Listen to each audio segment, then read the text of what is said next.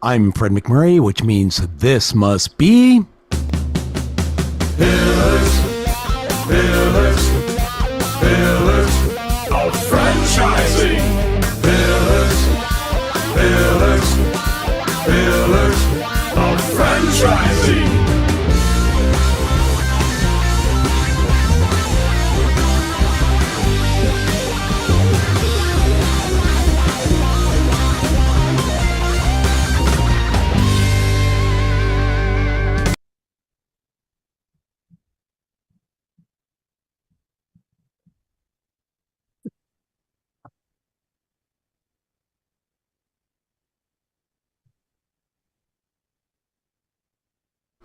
Kristen. You want to say something?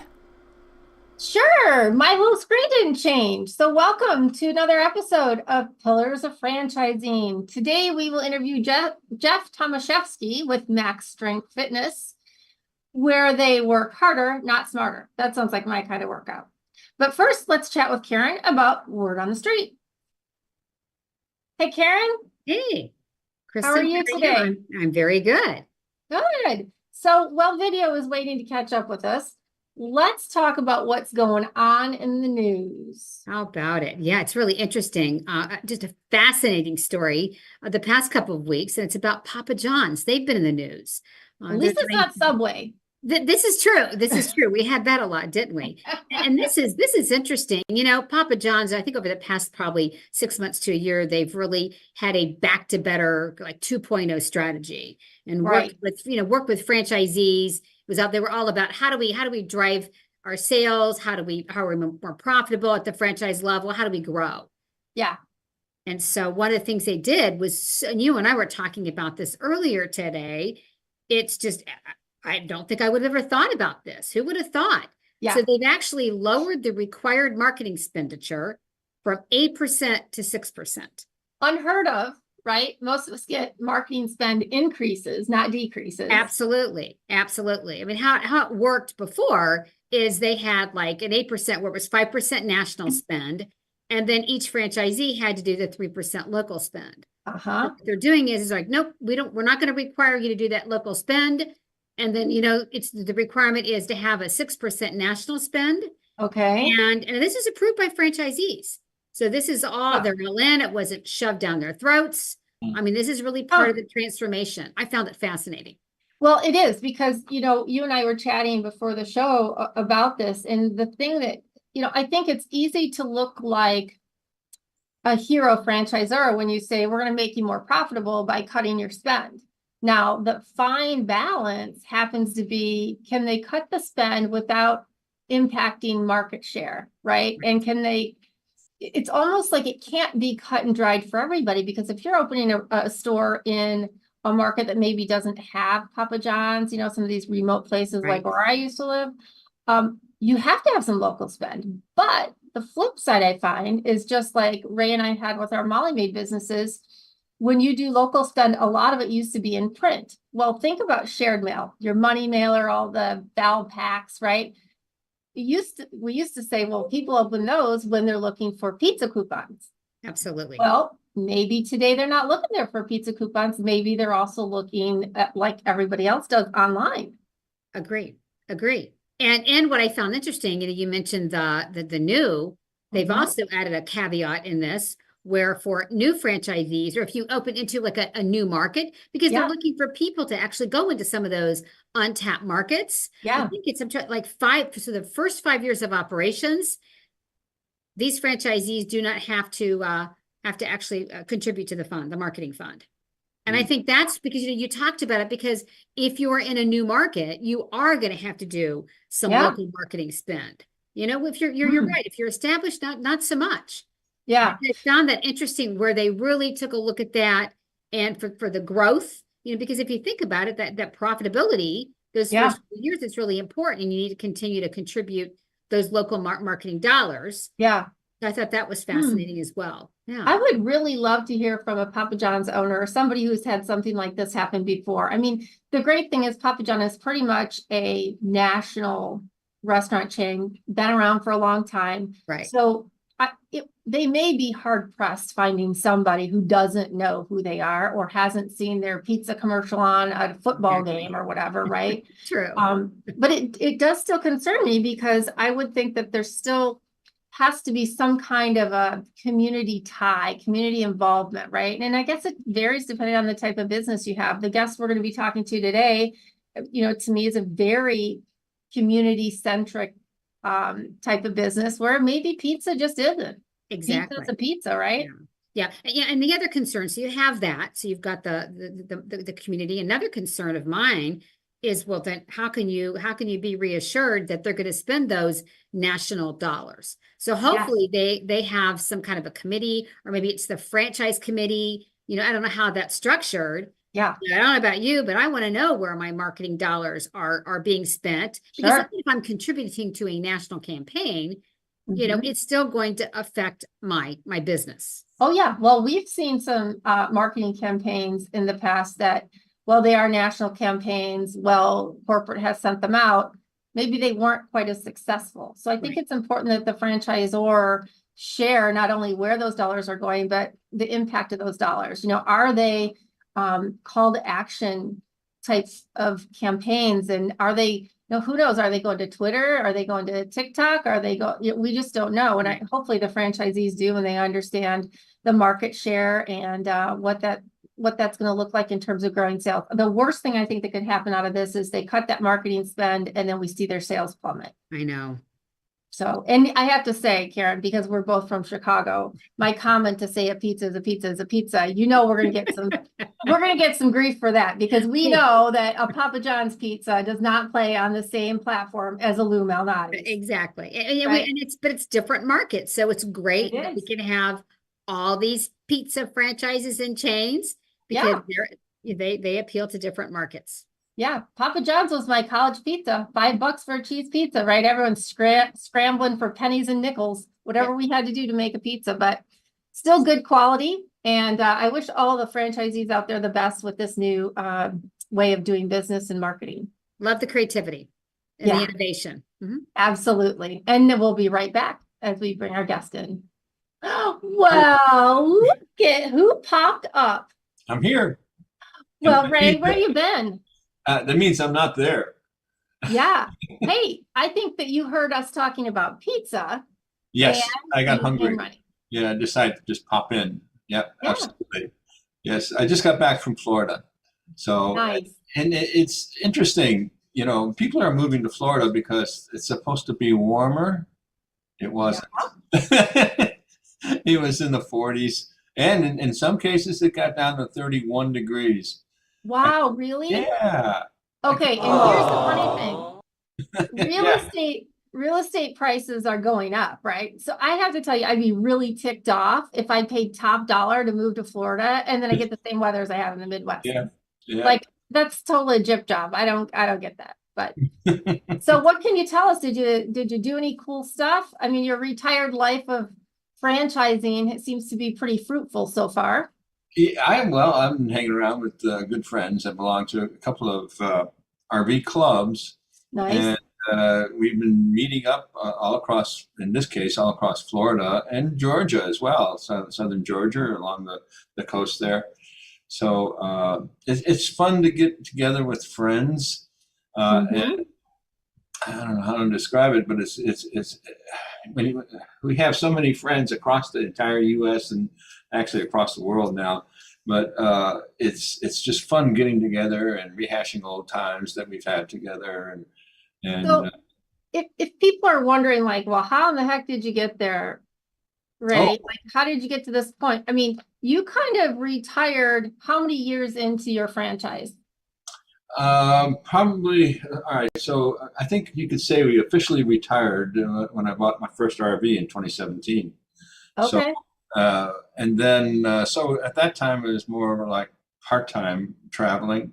And when COVID hit, it was ideal to stay away from other people. So when you're in your RV, you're pretty much away from a lot of people, but we didn't adhere to that when we got together.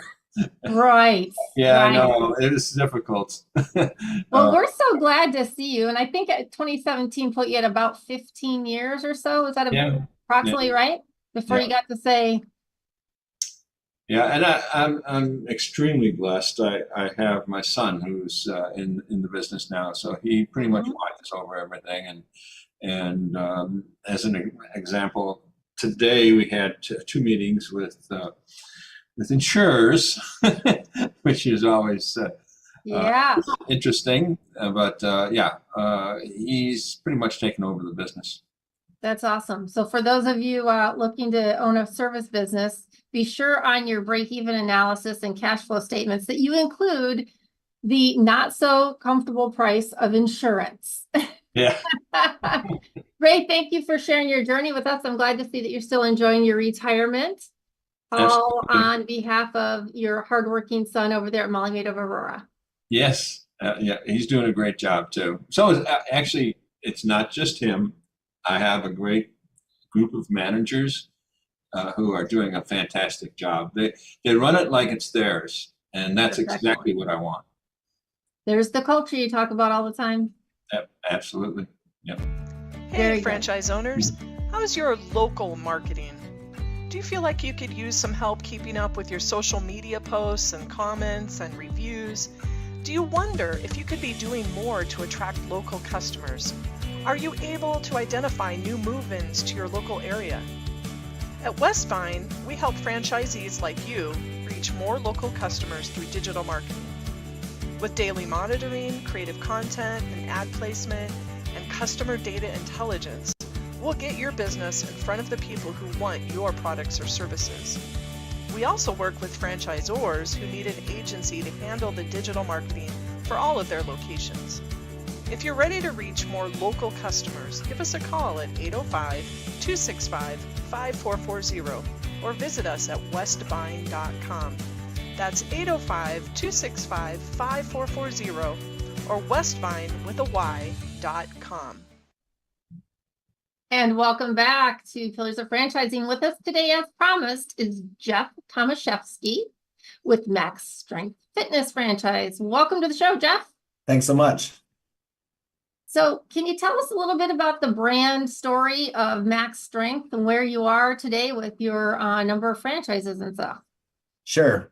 So we do one-on-one personal training, and it's very specialized and very different than traditional training. I'll talk more about that in a minute. My background, though, is physical therapy and sports medicine. I grew up and graduated as an athletic trainer and a strength coach.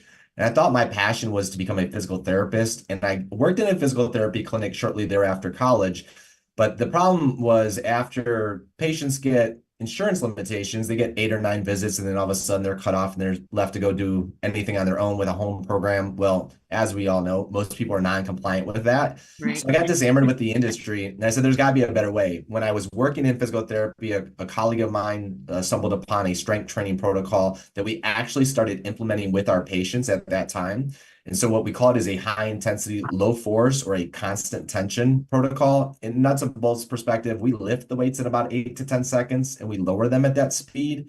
We want tension on the muscle the entire time. It robs the body momentum. It takes all the stress off the joints. So it's efficient, effective, but most importantly, it's safe. So our workouts are total body, in, out, back to your busy day, 20 minutes, twice a week without breaking a sweat. And that's important because we keep our temperatures controlled at about 68 degrees Fahrenheit inside of our studios. And we keep the temperature controlled because we want to keep the body as efficient as possible. So as you start to work out, your body produces internal heat. And we want to get rid of that heat really quick. So just like your car, if it overheats, it doesn't run as well. It's a mechanical process. So we keep the body cool by keeping the temperature cool, and we have fans throughout the facility to dissipate heat. Now, the bonus, our clients can literally come in, train, they can wear whatever they want. Most of them just wear street clothes, business clothes, in, out, back to their busy day. They don't have to worry about showering or grooming. We don't even have shower facilities on site. So it's one set to fatigue, total body workout, 20 minutes, back to your busy day. I love it. Nice and in, out, convenient, and results. Yeah, it's all about quality of exercise. So, all the research will show that it's the quality or the intensity of the exercise that dictates change in the body. It's not necessarily the volume or frequency. So I'm always asking the question, what's the least amount of time I can spend exercising and get my biggest ROI, if you will, my biggest bang for my buck, my return on investment. And we tailor to typically 45 to 50 and above. So we're looking for people who have built their wealth, but kind of let their health suffer, or they don't want to go to a traditional gym setting. Right. And that's where we come in. We're kind of the anti-gym. I mean, this is my uniform, shirt and tie, women blouse and slacks. So we dress professional, act professional. We don't compete on price. We're a very high-end model. And that's why when I first started business almost 20 years ago, the first business book I ever read was The E-Myth by Michael Gerber. Yes. And that's all about creating systems and processes in your business as if you're going to franchise it, even if you don't ever do it. Because what that gives you is freedom to run a business and not own a job, which a lot of technicians come in when they open a business, they're really good at the skill and the craft, but they don't have any business acumen. Like me, I mean, I have no formal business training whatsoever. I really shouldn't even be where I'm at today, but with hard work, tenacity, and resiliency, here we are. Okay, I'd love to know what gave you the franchising bug then. Because Well, you started out probably with one location, right? Yeah, I started out with one location. I actually had a business partner, him and I, we both came from physical therapy, and we took some of our patients with us and started this practice. I've always wanted to help as many people as I can. I firmly believe God's mission for me on this earth is to help people become the strongest versions of themselves without wasting time. And so I'm only one person. So I knew I wanted to grow an army of what we call life transformers. That's what we call our personal trainers, because we truly do transform your life in only 20 minutes twice a week. So I always had the end in mind about wanting to grow a business. I didn't know if I would just grow, in independently owned corporate owned studios, which I have 3 now, but I figured a better way to do that is to launch a franchise. Because also I've been coaching and mentoring people along the way for the last 20 years. And franchising to me as a franchisor is a great extension of coaching, of mentoring. So I want to take entrepreneurs who've got that bug or that want to own their own business, but also want to get in the fitness space and to make a profound impact in their community, because that's what we do day in and day out. And that's the beauty of our model, is you can have an executive model where you can come in with no fitness background whatsoever. We'll hire a general manager with you. We'll train that general manager and all the trainers underneath. And then you as the business owner just inspect what you expect from the business perspective, drive the marketing, drive the leadership, make sure your team shows up, make sure you're driving the vision keeping track of the KPIs. But you really can just be an executive owner from that model. Wow, that's awesome. So that leads me to wonder, what is then kind of the ideal candidate that you're looking for? Clearly somebody who is probably community oriented, but what other skill sets are you looking for? Yeah, I mean, for us, our ideal prospect is, again, somebody who's been in corporate America and maybe wants to get out of corporate America and have their own entrepreneurial journey, or they've owned businesses in the past and they want to get in the fitness space. So somebody with some acumen as far as business is a bonus for us, because I can teach them, again, the technical skills. But if they have that business background, that's just going to help us to excel them, in our systems and processes. Do you do, when you look, are you guys by territory? How do you do that? Because I would have to guess you have to look at some demographics for placement of your. Yeah. We have software that helps us just really dial in and make sure that we get the right ideal space. So we're looking at about a 40,000 population within a 2 to 3 mile radius for our territories. And so that's how we'll map out our territories and then protect them for our franchisees. Mm-hmm. So would this be, then you're probably going to need brick and mortar, what I'm thinking, right? You're going to need the locations. So tell me a little bit about like investment, Sure. the investment to get into that. So our initial fee is $49.5. That's what it is currently as of today. It might go up down the road. But that being said, our initial investment is between $260,000 up to $500,000. Now, the majority of that investment is going to be your build out. And, you could, in Chicago, it's going to be a lot higher than it is in Cleveland, as opposed to some other city. Or you might find a space that needs very little build out. So the build out could range anywhere between, 100,000 up to 300,000. So that's why it's a wide range. Our equipment's going to be around 100, 110,000. So that's another big chunk of that. But that stuff will last you forever. But yeah, so those are the 2 big components as far as the investment goes. So being that you're micro emerging, Can you tell me a little bit about the history that you've had in running your 3 corporate gyms? How long have they been there? What have you learned along the way to make it better as you franchise? Yeah, so my oldest studio it will be 17 years here in May. So I've been doing this quite a while. Yeah. And then my second oldest studio will be 7 years here in May. And then we just opened up a third corporate studio last year in October. And we just sold our first franchisee last year in May, and we'll be opening up here next week, actually, in Niceville, Florida. So in the Panhandle near Destin. She bought a 2-pack, so she'll open up Niceville first, and then she'll go into Destin. We just had a confirmation day yesterday with a group out of Texas, so hopefully we can award them soon. And we've got a lot in the pipeline. So we're really looking at trying to build this as not as quickly as we can, because I want to make sure that we grow it right. But you know, I have high expectations and high goals, because again, I'm one person and I want to help as many people as we can.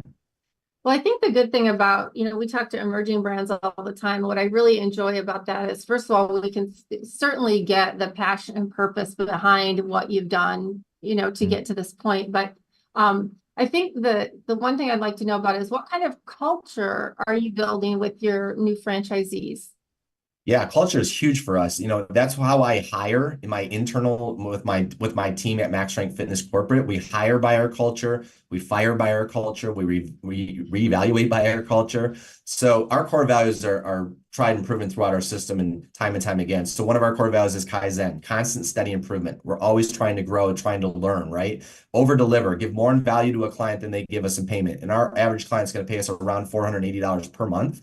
So we always need to show up and surprise and delight and do things that's unexpected of us for them. Personal, professional responsibility, efficient, effective, and safe. That's our whole protocol. So we have our core values in place, and that's what we instill with our franchisees moving forward. Live and breathe and eat those core values. And as long as everything we do resonates with them, we're going to have a successful culture within the business and a great place for people to work. Love it. Love it. It's so key. And I love it that it seems like you're not even just talking about it. You've designed a system around it, and even you've been very intentional on who you hire to help support the franchisees as well.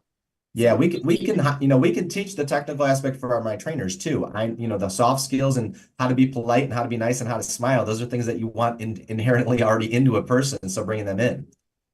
You know, a question that we get a lot of people are looking at when they're trying to buy a franchise is the support. And you kind of alluded to some of the support that you give franchisees. But a key one that we talked about even when we were talking just earlier, it's the whole marketing. Tell me a little bit more about the marketing support that you provide to new franchisees. Or really, my director of franchise development, Colleen, yesterday actually said in our confirmation day, if I wasn't an entrepreneur business owner, I probably would have went into marketing. And she's probably right, because I love marketing. I love how to attract the ideal prospect and repel the wrong ones. So, you know, when you market to everybody, you market to nobody. And so we're very specific and niched on who we target to. In our demographics 50 and above, it's people who have built their wealth, let their health suffer. It's C-suite executives, male and female.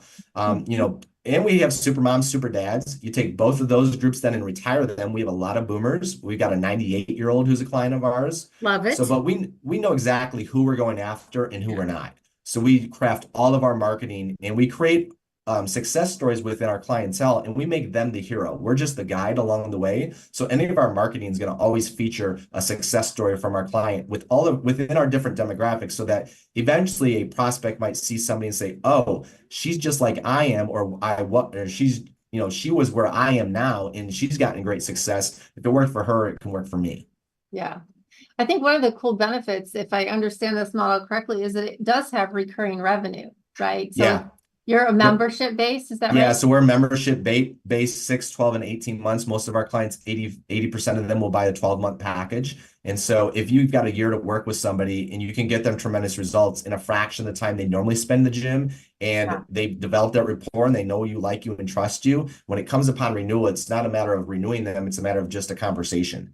And our retention rate is extremely high. So we do have a recurring revenue model, which helps us with our franchisees from a predictability standpoint with your cash flow and for your finances. Right. And we pay our trainers per the session once we get them up to a certain book of business, so that as the business grows, they grow as well. So there's a growth opportunity for them, and it's career-based.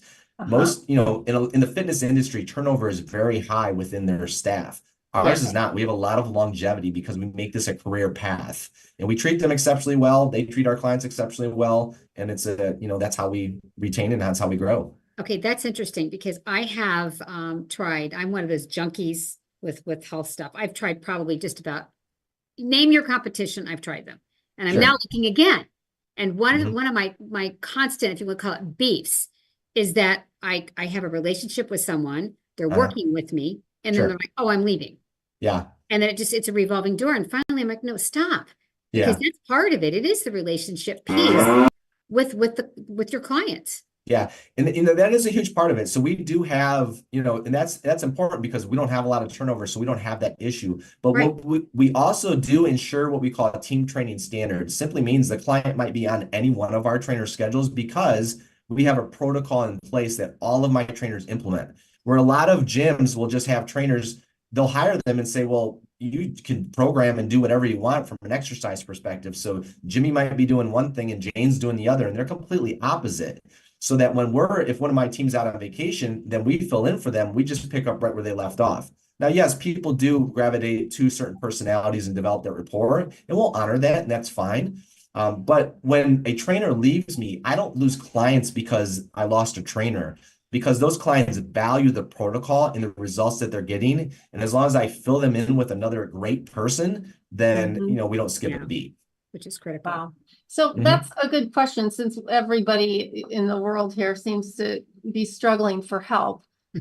What do you look to hire? Because a lot of people getting into business say, well, I don't have any HR experience. I don't really know how to go about doing these things. Can you tell us a little bit about who that ideal employee is? Yeah, that's actually a benefit to the way that we do what we do, because our protocol is very unique and different, and it's not taught in traditional academia or any other the fitness institutes or certifications. So I don't necessarily look at their background as far as personal training or sports medicine or any of that. Again, we hire based on the culture. We hire based on the core values. I can teach them all the technical aspects of how we do what we do.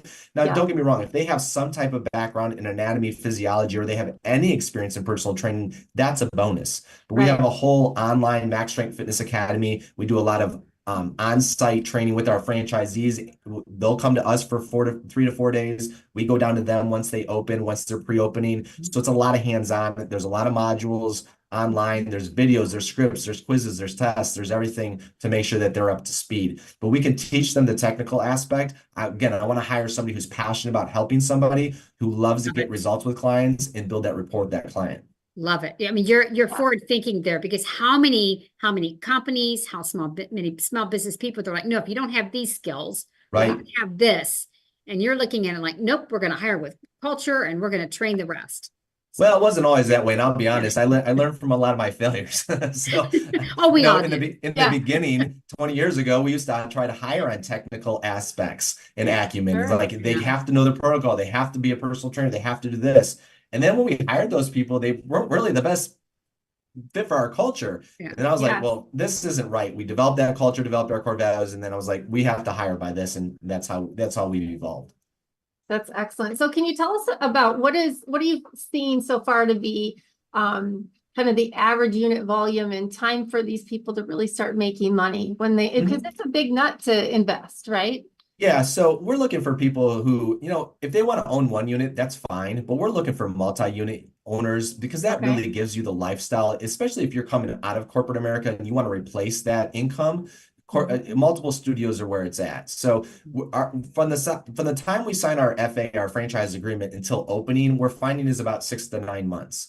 And to get profitable is pretty fast. Within 3 to 6 months, we can absolutely be profitable, because what we'll do is do a lot of front loading in our marketing up until we open up, so that we can open up with active amount of clients. Now, when we open up a new studio, we'll typically start with 2 trainers, a manager and another trainer. And then we only need 25 clients per trainer to come almost to full time. So as we add, we get to 50, then we get to 75, add another trainer, get to, and so forth. So we're growing the company or the team, if you will, as we're growing the client base. And that's another great thing, is that you don't have wasted payroll. So we don't have a lot of people just standing around doing nothing. As long as we can get that core group right away when we launch, we'll be good moving forward.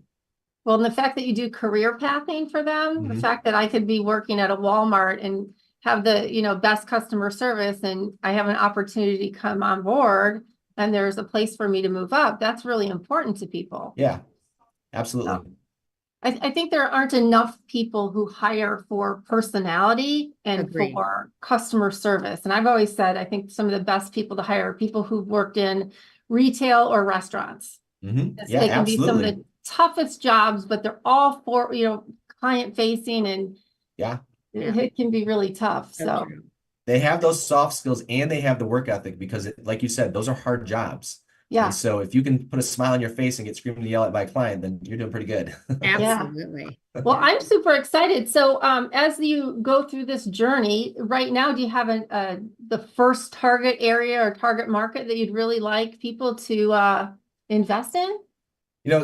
Right now we're in all of the states, except for some of the registration states. We're not in Minnesota, Kentucky, Maryland right now. But we're almost in all the states that require registration as well. So we spent the last year going into and qualifying for all of those states. We're deferred in California until later in the year, but we're open up in pretty much anywhere. So, for me, it's about finding the right fit, somebody who's passionate about helping people, who wants to run a fitness business and make an impact in their community. And again, if they have that business acumen, then that's just going to help us expedite the entire process. Awesome.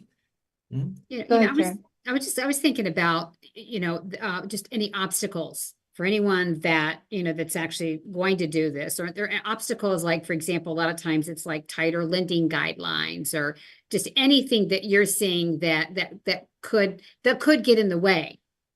I mean, right now, the only obstacle is any issues with the supply chain for construction. So we were building out, my studio here in Strongsville, we had a lighting delay. In Niceville, we had an HVAC spiral duct delay. So those little things you can't anticipate. But most things are pretty much back into the stream, being delivered on time and in timely manner. So right now for us, it's not really, we haven't experienced anything so far, but we're in our infancy too. Yeah. We always talk about that, don't we, Kristen, when we're talking about how to make sure that the franchisee, these things happen. And making sure to have those conversations with them to be prepared. Yeah, absolutely. And when it comes to funding, a lot of people are a little skittish right now because the interest rates, but the reality is there are a lot of different ways that you can fund a business. And, because yours can certainly add up in terms of investment of where they are, like your example of Chicago, right? Sure. I mean, there's a lot of people out there that don't realize you can use your 401k to fund it. Key thing, right? Don't have a bankruptcy and have a good credit score. Because those open the doors to a lot of different opportunities. And we've worked with all kinds of different lenders, from Benetrends to Fund My Franchise, that have a myriad of options when it comes to funding. So any last thoughts? Oh, I know what we need to get from you is, what are the 3 areas of your FDD that you want to make sure everybody takes a look at? Well, we talked about item 7, which is your initial investments, the $49.5 for the initial fee, and then the range between $260 and $500. That's important, obviously, for people to understand so that they're well capitalized going into the venture.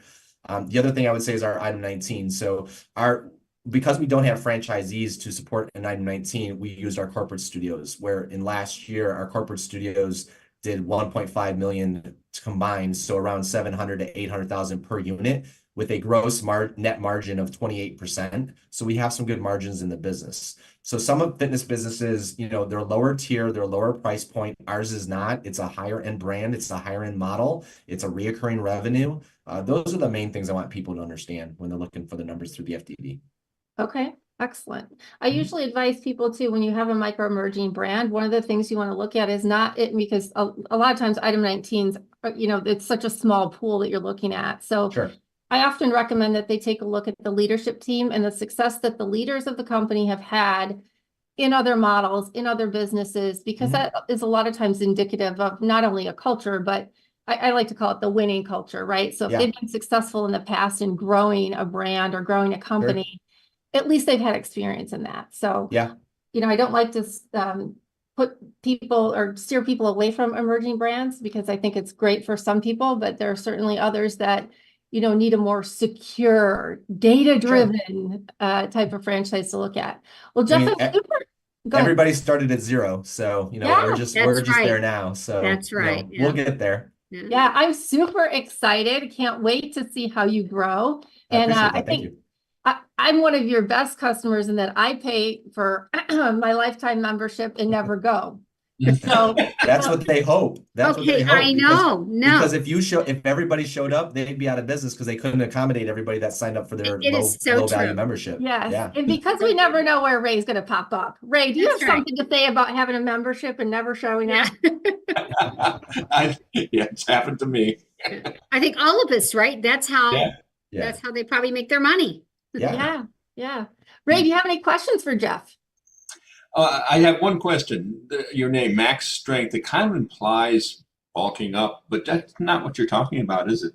No, absolutely not. 60% of our clientele are females, and females, the one thing that they don't want to do is bulk up. Well, that's a big myth in the strength training industry. So here's the thing. We are all suffering from sarcopenia after the age of 30, and that is the wasting away of muscle tissue and mass. And we lose muscle tissue and mass and strength about 3 to 8% every decade after 30, and after 60, it about doubles. So you're like, well, what's the big deal? So we should all be bodybuilders, if you will. And I don't mean Arnold Schwarzenegger. I just mean keeping that lean, expensive tissue on our body, because when we add that muscle back to our frame, we increase our metabolic rate, the rate at which we burn through the calories we put in our mouth. We increase our energy. We increase the stability, mobility, and flexibility around our joints. We increase our cognitive function. We can help stabilize blood sugar and cholesterol. We can help reverse type 2 diabetes. We can increase bone density. All of those things come from high intensity strength training. There's so much research out there now that it's finally starting to support and the validity of what we've been doing for the last 20 years. It's great. You know, my director of training, Brian, says everybody should be lined up out the door because everybody needs strength training, because if you don't use it, you will lose it. And when you decrease your strength, you decrease your function, and then your quality of life suffers. And that's where we come in. Yeah. Yeah. Absolutely. Well, I love that. I need that. I need that. Right? I We all love need to that be it's, strong and functional. yeah, 20 minutes, 2 times a week, and I don't have to do any kind of hot yoga or 80-degree place that makes me want to faint the moment I walk in. Nope. I think Or have to wear a cute outfit with everybody else in their cute outfits, right? No, You know. no, you can wear whatever you want. Honestly, we don't care. Exactly. I mean, we could go all the way down the rabbit hole with these yoga outfits, you know, wearing them to Costco, and then everybody wonders, did you really come from the gym, or are you just Right. wearing them? Right? You know, I do want to shout out to your website, because I was on your website playing around, and what many times what happens with brands, they don't really have like a built out website, or it's just it's all marketing. I love it because yours has a lot of value add. I mean, I even downloaded an article on sleep. Yeah. So yeah, so I really like that. That's probably part of also the clientele that you're going after. Yeah. So, and I appreciate that. Thank you for that, by the way. So we do a lot of content education for our clients, and that's what our franchisees will get done for you. So talk about marketing. So when our clients sign up, and anybody can go to maxstrengthfitness.com and they can opt in for our newsletter. Every Tuesday, Thursday, and Saturday, you'll get a short and sweet email from me. We create that. It's always value add, but they only take a couple minutes to consume, but they're things that clients can take immediate action on to help improve the quality of their life, like sleep or meditation or mindfulness or nutrition or flexibility. It might be anything. A lot of times it's not about exercise because we handle that in studio. So we take a very holistic approach to overall wellness and fitness. So that is something and every Saturday we do a motivational, inspirational video. So we have tons of content, and all of that is done for you for our franchisees. Dang. Well, let me tell you, I was just at the Selling Franchises boot camp down at the Titus Center for Franchise in Palm Beach last week. And the entire session was really about building your brand story. And I think that you've done a really great job with it. A lot of talked about content, social media marketing. I mean, and this is great. You have all this content that is really going to help drive your brand. So I wish you all the luck in the world. And I'm hoping next year around this time we talk to you and you've got, 50, 60 units. That's our goal. That'd be great. And one in Illinois and Chicago. Yes, for sure. It might be us, Karen. We might have to do it. It's just a matter of time. I mean, it'll get there. Yeah. I mean, we know how to raise the money, right? We just have to go do it. Yeah. Exactly. And find like 30 extra hours a week to do it in. Right, exactly. Jeff, Between the two of you, you so only need 15. So there you go. We'll add those up. There you go. Yeah. Yeah. All right. We're on. Thanks so much, Jeff. Have a wonderful day. My pleasure. you. Thank you, guys. 50 graduates, resulting in 7 new franchisees owning 8 franchise brands, more than a dozen skilled graduates who are employees of franchise companies, all of them having earned a concentration in franchising exclusively granted by the Titus Center at Palm Beach Atlantic University, plus more than 80 franchise professionals on our advisory board. The Titus Center for Franchising is on fire in West Palm Beach, Florida. What do you need to join us? My students want to hear from you. They may even want to buy your franchise or work for your company. TitusCenter.com. And again, I just told you what a great week it was down there. And I want to make sure everybody understands, if you're thinking about Jeff's MaxStrength Fitness brand or any other franchise industry or brand, please let us know at pillarsoffranchising.com. We're happy to help you navigate through the FDDs, all the operations manuals when the time comes, and anything else in terms of funding, legal and accounting, all those things that you have to do before you can open a business, particularly a franchise business. So you can find the information at pillarsoffranchising.com, and where it says, what's your dream, or I forget the exact term it says. What does it say, Karen, on there? I don't remember. Anyway, something about your dream. Forgive me. We will for sure get in contact with you. They're laughing at me. That's okay. Also, want to remind you tomorrow, well, I can't speak today. Tomorrow, I will be speaking with John Cohen, who is a multi-unit owner and also was a franchisor. And we're going to be talking at our Lunch and Learn at noon about 4 tips that you have to have if you're going to be a successful franchisee. So join us then. And I'd like to thank everybody for helping us out with the show today. Jerry Akers, who's off at a Great Clips convention. Next week is going to be at the Joint Chiropractic, and then he's going to be off to IFA. We can never keep him in one place. Karen Kimsey Sword with Dale Carnegie. Ray Pillar, who's in the bus nonstop. Glad to know that you're going to be here in Chicago experiencing the same lovely weather as I am. And Fred McMurray, our producer, who makes sure that the show runs smoothly. Not me. I'm not smooth, but Fred is smooth. So we'd like to thank you all. We hope you join us again next week for yet another exciting episode of Pillars of Franchising. Remember that we are your resource for franchising success. And your dream starts here, which is what the forum says on our website. Have a great night.